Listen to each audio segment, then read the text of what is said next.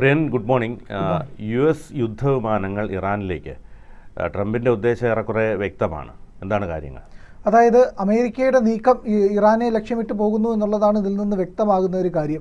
ഇസ്രയേലിന് ഇപ്പോൾ തന്നെ ഇറാനെ അടിച്ചൊതുക്കാൻ വേണ്ട കരുത്തെല്ലാം ഉണ്ടെങ്കിലും ഇസ്രയേൽ അത് ചെയ്യാതിരിക്കുന്നതിന് ചില കാരണങ്ങളുണ്ട്.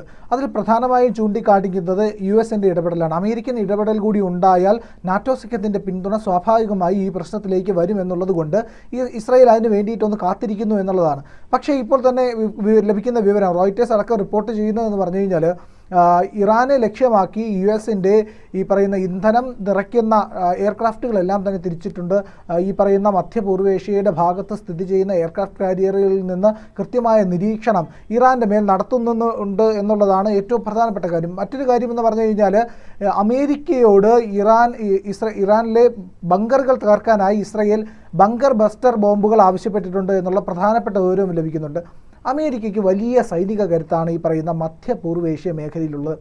ഏതാണ്ട് 40,000-ലേറെ സൈനികർ അവിടെയുണ്ട്. 400-ലേറെ വലിയ വ്യോമത്താവളങ്ങളുണ്ട്. 400-ലേറെ സൈനിക താവളങ്ങളുണ്ട്. വലിയ വ്യോമ പ്രതിരോധ സംവിധാനങ്ങളുണ്ട്. ഇത്തരത്തിൽ വലിയ തോതിലുള്ള സൈനിക ശേഷി അമേരിക്കയ്ക്ക് പശ്ചിമേഷ്യയുടെ ഭാഗത്തുണ്ട് എന്നുള്ളതാണ്. ചുറ്റും കിടക്കുന്ന രാജ്യങ്ങളെല്ലാം തന്നെ സുന്നി രാജ്യങ്ങളാണ്. അതുകൊണ്ട് ഇറാൻ എത്രത്തോളം പിടിച്ചു നിൽക്കാനാകുമെന്നുള്ളത്, അവരുടെ സഹകരണമില്ലാതെ മുന്നോട്ട് പോകാനാകുമെന്നുള്ളത് വലിയ ചോദ്യചിഹ്നമാണ്. ഇപ്പോൾ തന്നെ കൃത്യമായിട്ട് പറയുകയാണെങ്കിൽ ഖത്തറിലും കുവൈറ്റിലും അടക്കം അമേരിക്കയുടെ കൃത്യമായ സൈനിക ശക്തി ഉണ്ട് എന്നുള്ളതാണ്. സൗദി അറേബ്യയിൽ നിന്ന് തന്നെ ഇറാനെതിരെ ചില നീക്കങ്ങൾ ഉണ്ടായേക്കാമെന്നുള്ള പ്രവചനങ്ങളൊക്കെ നേരത്തെ വന്നിരുന്നുവെങ്കിലും അതിനെയൊക്കെ തെറ്റാണെന്ന് തള്ളിക്കളയായിരുന്നു. കാരണം ഒരു വെസ്റ്റ് ഏഷ്യൻ രാജ്യങ്ങളും നിലവിലുള്ള പ്രശ്നത്തിലേക്ക് നേരിട്ട് ഇടപെടാനുള്ള സാധ്യത കുറവാണ്. പക്ഷേ ഇസ്രയേൽ ഇവിടെ ചില കബളിപ്പിക്കൽ തന്ത്രങ്ങളൊക്കെ പയറ്റുന്നുണ്ട്. എന്താണെന്ന് വെച്ച് കഴിഞ്ഞാൽ ഇസ്രയേലിലുണ്ടായ ആക്രമണങ്ങൾ, അതായത് അയൺ ഡോമിലെ പിഴവുകളാണെന്ന് വലിയ തോതിൽ വിമർശനം ഉയർന്നിരുന്നു. പിന്നെ അതുപോലെ തന്നെ അയൺ ഡോമിനെ കബളിപ്പിച്ചുകൊണ്ടാണ് ഇറാൻ മിസൈലുകൾ അയച്ച് ടെൽ അവീവിലും ജെറുസലേമിലും അടക്കം ആക്രമണം നടത്തുന്നത് എന്നുള്ള വാർത്തകൾ വന്നിരുന്നു. പക്ഷേ ഇതിനെയെല്ലാം ഒരു ഗൂഢാലോചന സിദ്ധാന്തം വെച്ചിട്ട് തകർക്കുന്നുണ്ട്. കാരണം ഇസ്രയേൽ മനഃപൂർവ്വം അവരുടെ രാജ്യത്ത് മിസൈലുകൾ വീഴാൻ അനുവദിച്ചതാണ് എന്നുള്ള ഒരു വ്യംഗ്യവും കൂടി വരുന്നുണ്ട്. ഇതിൻ്റെ കാരണം എന്ന് പറഞ്ഞു കഴിഞ്ഞാൽ, ഇങ്ങോട്ട് അടിച്ചാലല്ലേ അങ്ങോട്ട് അടിക്കാൻ കഴിയുള്ളൂ. അപ്പോൾ ഇങ്ങോട്ട് അടിച്ചു, ഇറാൻ ഞങ്ങളെ ആക്രമിച്ചുകൊണ്ടിരിക്കുന്നു, ഞങ്ങൾക്ക് തിരിച്ചടിക്കാതെ നിവൃത്തിയില്ല. അവരുടെ കയ്യിൽ അണുവായുധങ്ങൾ ലഭിക്കും, അണുവായുധങ്ങൾ ലഭിച്ചാൽ വലിയ അപകടമാണ്. ഇത്തരത്തിലുള്ള കാര്യങ്ങളാണ് ഈ പറയുന്ന ഈ ഇസ്രയേൽ ഉയർത്താനായിട്ട് സ്വയം അടി വാങ്ങിക്കൊണ്ട് ചെയ്യുന്ന കാര്യങ്ങളെന്നുള്ളത്. അതായത് എനിക്ക് അടി കിട്ടുന്നത്, എൻ്റെ ജനത മരിച്ചുകൊണ്ടിരിക്കുന്നു, എനിക്ക് പ്രതിരോധിക്കാതെ വേറെ നിവൃത്തിയില്ല. ഈ പറയുന്ന ഇത്തരത്തിൽ ആക്രമണം നടത്തുന്ന രാജ്യം എനിക്ക് നേരെ നാളെ അണുവായുധം പ്രയോഗിക്കില്ല എന്ന് ആര് കണ്ടു? ഇത്തരത്തിലാണ് ഇസ്രയേലിൻ്റെ വാദങ്ങളെല്ലാം പോകുന്നത്. ഇപ്പോൾ അമേരിക്കയോട് ടാങ്ക് ബസ്റ്റർ അല്ലെങ്കിൽ ഈ പറയുന്ന ടാങ്ക് ബസ്റ്റർ അല്ല, ഈ ബങ്കർ ബസ്റ്റർ ബോംബുകൾ ആവശ്യപ്പെട്ടതിൽ രണ്ട് കാര്യങ്ങളുണ്ട്. ഒന്ന് പറയുന്നതെന്ന് പറഞ്ഞു കഴിഞ്ഞാൽ, ഈ പറയുന്ന ഈ ഇറാൻ്റെ ആണവ സങ്കേതങ്ങളെല്ലാം തന്നെ, ആണവ പ്ലാന്റുകളെല്ലാം തന്നെ ഭൂഗർഭമായിട്ടാണ് സ്ഥിതി ചെയ്യുന്നത്.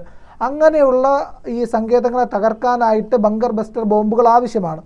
ശരി, പക്ഷേ എനിക്ക് തോന്നുന്നത് ഇതിനകത്ത് കൃത്യമായിട്ട് പല വാർത്താമാധ്യമങ്ങളും ഇതിനെ പറ്റിയിട്ടൊക്കെ ഡിസ്കഷൻ നടത്തുന്നുണ്ട്. അതുപോലെ തന്നെ അന്താരാഷ്ട്ര തലത്തിലുള്ള ഡിഫൻസ് എക്സ്പേർട്ടുകളും ഇതിനെപ്പറ്റി അഭിപ്രായം പറയുന്നുണ്ട്. അതായത് ഖമൈനി ഒളിച്ചിരിക്കുന്നത് അതിസുരക്ഷിതമായിട്ടുള്ള ഭൂഗർഭ അറയിലാണ്, അത് വളരെ താഴെയാണ്. ബങ്കർ ബസ്റ്റർ ബോംബുകൾ ഈ പറയുന്ന ഇസ്രയേലിൻ്റെ കയ്യിലുള്ളത് പോലും അത്രയും ശക്തമായിട്ട് മാരകമായി ഒരു പക്ഷേ ആക്രമിക്കാൻ കഴിഞ്ഞേക്കില്ല എന്നുള്ളത് കൊണ്ട് ഖമൈനിയെ വധിക്കാൻ വേണ്ടിയിട്ട് അമേരിക്കയിൽ നിന്ന് കൂടുതൽ ശേഷിയുള്ള ബങ്കർ ബസ്റ്റർ ബോംബ് എത്തിക്കുകയായിരുന്നു എന്നുള്ളതാണ് ഇസ്രയേൽ ചെയ്യുന്നത് എന്നാണ് പ്രധാനപ്പെട്ട വാദം വരുന്നത്. ഇനി മറ്റൊരു കാര്യം കൂടെ പരിശോധിക്കുക. എന്തുകൊണ്ടാണ് ഖമൈനിയെ ലക്ഷ്യം വെക്കുന്നതെന്ന് പറഞ്ഞാൽ, ഖമൈനി ഈ ഇറാഖിൻ്റെ പരമോന്നത നേതാവാണ്. കഴിഞ്ഞ 40 വർഷമായിട്ട് ഇറാനെ പിടിച്ചു നിർത്തി ഇറാനെ ഗതി നിർണ്ണയിക്കുന്ന ഒരു നേതാവാണ് ഖമൈനി. ആ ഖമൈനിയുടെ സ്ഥാനത്തിന് എന്തെങ്കിലും ഒരു കോട്ടം തട്ടിയാൽ മാത്രമേ ഇസ്രയേലിൻ്റെ നിലപാടുകളിൽ പിന്നാക്കം പോകാൻ അവരെ പ്രേരിപ്പിക്കാൻ കഴിയുകയുള്ളൂ. അതാണ് പ്രധാനപ്പെട്ട കാര്യം. കാരണം ചുറ്റും നിന്ന ബാഗേരി അടക്കമുള്ള, സലാമി അടക്കമുള്ള മുഴുവൻ ആൾക്കാരെയും വധിച്ചിട്ടും ഈ പറയുന്ന സൈന്യത്തിൻ്റെ ആക്രമണത്തിലോ അവരുടെ രീതിയിലോ മുന്നോട്ട് പോക്കിലോ പ്രതിരോധത്തിലോ ഒന്നും തന്നെ ഒരു മാറ്റം വരുത്താനായിട്ട് ഇസ്രയേലിന് കഴിഞ്ഞിട്ടില്ല. ഈ ഖമൈനിക്ക് ഏതാണ്ട് 15 മുതൽ 20 പേരടങ്ങുന്ന ഉപദേശക സംഘമുണ്ട്, ശാസ്ത്രജ്ഞന്മാരുണ്ട്, സൈനിക വിദഗ്ധരുണ്ട്, അങ്ങനെ ഒരു വലിയ കൂട്ടം തന്നെയുണ്ട്. ആ കൂട്ടത്തിലെ ഏതാണ്ട് മുഴുവൻ പേരെയും ഇസ്രയേൽ വധിച്ചു കഴിഞ്ഞു. മൊസാദിൻ്റെ ആക്രമണത്തിൽ പല തവണയായിട്ട് കൊല്ലപ്പെട്ട് കഴിഞ്ഞു. പക്ഷേ എന്നിട്ടും അവർക്ക് ഇപ്പോഴും സൈന്യത്തെ ചലിപ്പിക്കാൻ കഴിയുന്നു, അവരുടെ ഇൻ്റലിജൻസ് സംവിധാനങ്ങൾ വർക്ക് ചെയ്യുന്നു, അവരുടെ വ്യോമ പ്രതിരോധ സംവിധാനത്തെ നിയന്ത്രിക്കാൻ കഴിയുന്നു. സാധാരണ സൈനികർ മാത്രമല്ല, മറ്റൊരു പ്രധാനപ്പെട്ട വസ്തുത ഈ എണ്ണയുടെ ഒരു ഒഴുക്ക്, അതായത് ഇന്ധനം, അത് ഇറാനെയും ഇറാഖിനെയൊക്കെ സംബന്ധിച്ചിടത്തോളം അതാണ് അവരുടെ തുറുപ്പ് ചീട്ട്. അത് വെച്ച് അവർ കളിക്കാനുള്ള സാധ്യതയില്ലേ? തീർച്ചയായും ഉണ്ട്. അതായത് ഇറാന് ലോകത്തിൽ വ്യാപാരം ചെയ്യാനായിട്ട് ചില പ്രശ്നങ്ങളൊക്കെ ഉണ്ട്, അതായത് ഉപരോധമുണ്ട്. എങ്കിലും ഇറാൻ ഇപ്പോഴും കച്ചവടമൊക്കെ ചെയ്യുന്നുണ്ട്, ആഭ്യന്തരമായിട്ട് ഇത് ഉൽപ്പാദിപ്പിക്കുന്നുണ്ട്, മറ്റു രാജ്യങ്ങൾക്ക് കൈമാറുന്നുണ്ട്. ഇപ്പോൾ ഇന്ത്യ അടക്കമുള്ള രാജ്യങ്ങൾ പല ഘട്ടങ്ങളിലും ഇറാനെ ആശ്രയിക്കുന്നുണ്ട്. അപ്പോൾ ഈ പറയുന്ന പ്രധാനപ്പെട്ട ഒരു മേഖലയായിട്ടുള്ള ഹോർമൂസ് കടലിടുക്ക് ഇവരെ അടച്ചു കഴിഞ്ഞാൽ ഒന്നും ചെയ്യാൻ കഴിയില്ല. അവിടെ അപ്പോൾ ഒരു പ്രതിസന്ധി ഉണ്ടാകും. പക്ഷേ ഇതുവരെയും അത് ചെയ്യാനായിട്ട് ഇറാൻ തയ്യാറായിട്ടില്ല. കാരണം ഇത് ഇറാനെ മാത്രം ബാധിക്കുന്ന പ്രശ്നമല്ല, മറ്റ് രാജ്യങ്ങൾ ചുറ്റും കിടക്കുന്ന ഒരു വിധ സുന്നികളാണ്. ഇറാൻ എന്ന് പറയുന്നത് ഒരു ഷിയ രാജ്യമാണ്. അപ്പോൾ ഈ പറയുന്ന ഹോർമൂസ് കടലിടുക്ക് അടച്ചു കഴിഞ്ഞാൽ ഉണ്ടാകുന്ന പ്രശ്നം എന്ന് പറഞ്ഞു കഴിഞ്ഞാൽ ഇറാനെ അത് ഗുരുതരമായി ബാധിക്കും. ഇറാനെ ഗുരുതരമായി ബാധിക്കും എന്നുള്ളത് മാത്രമല്ല, ഇറാൻ മറ്റ് രാജ്യങ്ങളുടെ ശത്രുതയ്ക്ക് പാത്രമാകും. അതാണ് ഇറാനെ ബാധിക്കുന്ന വിഷയം. അങ്ങനെ ഇറാനെ ബാധിച്ചു കഴിഞ്ഞാലാണ് ഇറാൻ അത് പ്രശ്നം ഉണ്ടാവുക. മറ്റേതെങ്കിലും രാജ്യങ്ങളും കൂടി അമേരിക്കയ്ക്കൊപ്പം ചേർന്ന് അടിക്കാൻ നിൽക്കുകയാണെങ്കിൽ അത് വലിയ പ്രശ്നത്തിലേക്ക് പോകും. ഇപ്പോൾ അമേരിക്കൻ സൈനിക നീക്കം തന്നെ ഉണ്ടായിരിക്കുന്നു. അപ്പോൾ അമേരിക്കയോട് വലിയ രീതിയിലുള്ള ചോദ്യങ്ങൾ വരുന്നുണ്ട്. നിങ്ങൾ എന്തിനാണ് അങ്ങോട്ട് യുദ്ധവിമാനങ്ങൾ അയക്കുന്നത്, എന്തിനാണ് റീഫ്യൂലിംഗ് ജെറ്റുകൾ അയക്കുന്നത്? ഇങ്ങനെ ചോദിക്കുമ്പോൾ അമേരിക്ക എക്സ്പ്ലെയിൻ ചെയ്യുന്ന ഒരു പ്രധാനപ്പെട്ട കാര്യമെന്ന് പറയുന്നത്, ഞങ്ങളുടെ സൈനിക താവളങ്ങളും സൈനിക കേന്ദ്രങ്ങളും എല്ലാം തന്നെ അവിടെ ഉണ്ട്, അതെല്ലാം ഞങ്ങൾക്ക് സുരക്ഷിതമാക്കണം. 40,000 സൈനികരാണ്, അമേരിക്കക്കാരാണ് അവിടെ ഉള്ളത്. അപ്പോൾ അതിനെ സംരക്ഷിക്കാനെന്ന വ്യാജേനയാണ് യുദ്ധവിമാനങ്ങൾ അങ്ങോട്ട് അയക്കുന്നത്. ഇനി മറ്റൊരു കാര്യമെന്ന് പറഞ്ഞു കഴിഞ്ഞാൽ, ഈ പറയുന്ന 40,000-ലേറെ സൈനികരുള്ള അമേരിക്കയുടെ സൈനിക കേന്ദ്രങ്ങളിലേക്ക് ഏതിലേക്കെങ്കിലും ഒന്നിലേക്ക് ഇറാൻ ഒരു മിസൈൽ അയച്ചാൽ മതി, അധികമൊന്നും വേണ്ട. ഒരു അമേരിക്കക്കാരും പോലും മരിക്കണമെന്നുമില്ല. അല്ലെ, ട്രംപ് പറഞ്ഞത് ഞങ്ങളുടെ ഒരാൾ പോലും കൊല്ലപ്പെട്ടിട്ടില്ല, പിന്നെന്തിനാണ് ഞങ്ങൾ അവിടുത്തെ ഭരണാധികാരി ഇല്ലാതാക്കാൻ ശ്രമിക്കുന്നതെന്നാണ്. പക്ഷേ ഒരു മിസൈലെങ്കിലും വന്നാൽ അമേരിക്ക അപ്പോൾ പണി തുടങ്ങും എന്നുള്ളതാണ്.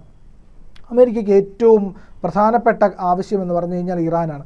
വേറൊരു കാര്യവും കൊണ്ട് നിർണായകമാകാൻ പോകുന്ന, ലോകത്തിൻ്റെ ഗതി നിർണ്ണയിക്കുന്ന മറ്റൊരു കാര്യമാണ് നാച്ചുറൽ ഗ്യാസ്. ആ നാച്ചുറൽ ഗ്യാസിൻ്റെ ഏറ്റവും വലിയ നിക്ഷേപമുള്ള ഇറാനിലാണ്. അപ്പോൾ ഒന്നാം സ്ഥാനം ഇറാനും ആ കാര്യത്തിൽ, രണ്ടാം സ്ഥാനം റഷ്യയ്ക്കും ഒക്കെയാണുള്ളത്. റഷ്യയാണ് ഈ പറയുന്ന പ്രകൃതിവാതകം യൂറോപ്പിലേക്ക് കൊടുക്കുന്നത്. ഇപ്പോൾ യുദ്ധം വന്നതുകൊണ്ട് സാങ്ഷൻ ഏർപ്പെടുത്തിയതുകൊണ്ടും വലിയ തോതിലുള്ള ഊർജ്ജ പ്രതിസന്ധി യൂറോപ്പിനെ ആകെ ബാധിക്കുന്നതിൻ്റെ കാരണം ഇതാണ്. ഇക്കഴിഞ്ഞ ശീതകാലത്ത് പോലും യൂറോപ്പിൽ ഊർജ്ജ പ്രതിസന്ധി ഉണ്ടായി. അതിന് കാരണം എന്ന് പറഞ്ഞു കഴിഞ്ഞാൽ ഈ പറയുന്ന റഷ്യയിൽ നിന്ന് വാങ്ങിക്കൊണ്ടിരുന്ന ഇന്ധനത്തിൻ്റെ കുറവാണ്. ആ പറയുന്ന ചരക്ക് നീക്കത്തെ വലിയ രീതിയിൽ ബാധിച്ചിട്ടുണ്ട്. അപ്പോൾ ആ ഒരു കുറവ് കൂടി പരിഹരിക്കാനായിട്ട് ഇറാനിൽ നിന്ന് എണ്ണ ഉൽപ്പാദിപ്പിച്ചെടുക്കാമെന്നുള്ളതും, രണ്ടാമത്തെ ലോകത്തിലെ ഏറ്റവും വലിയ എണ്ണ പാടം സ്ഥിതി ചെയ്യുന്ന ഇറാനിൽ നിന്ന് എണ്ണ ഊറ്റിയെടുക്കാമെന്നുള്ള അമേരിക്കയുടെ സ്വപ്നമാണ്. അപ്പോൾ ആ മേഖലയിൽ ഇനിയും സംഘർഷം വ്യാപിക്കുമെന്നും അധികം വൈകാതെ തന്നെ ഖമൈനിയുടെ തലതെറിക്കുമെന്നുമുള്ളതാണ് വരുന്ന വിവരങ്ങൾ. അതിനു വേണ്ടിയിട്ടുള്ള ആയുധ സമാഹരണം ഇസ്രയേൽ നടത്തുന്നു, സൈനിക പിന്തുണ അമേരിക്ക നൽകുന്നു. കൂടുതൽ വാർത്തകളും വിശേഷങ്ങളും നിങ്ങളിലേക്ക് എത്താൻ ABC മലയാളം സബ്സ്ക്രൈബ് ചെയ്യുക, ബെൽ ബട്ടണും അമർത്തുക.